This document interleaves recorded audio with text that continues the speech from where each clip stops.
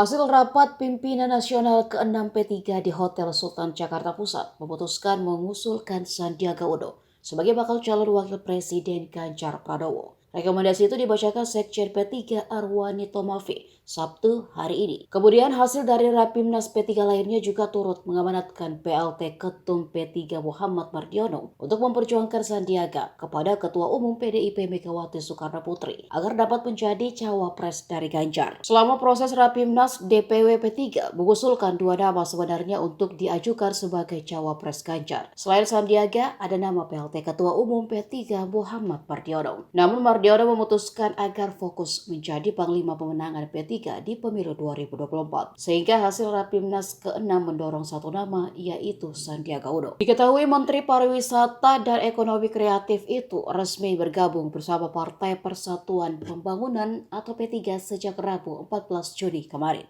Alhamdulillah tadi kita sudah ikuti bersama penyerahan KTA, kartu tanda anggota Partai Persatuan Pembangunan untuk Sandiaga Salahuddin Uno.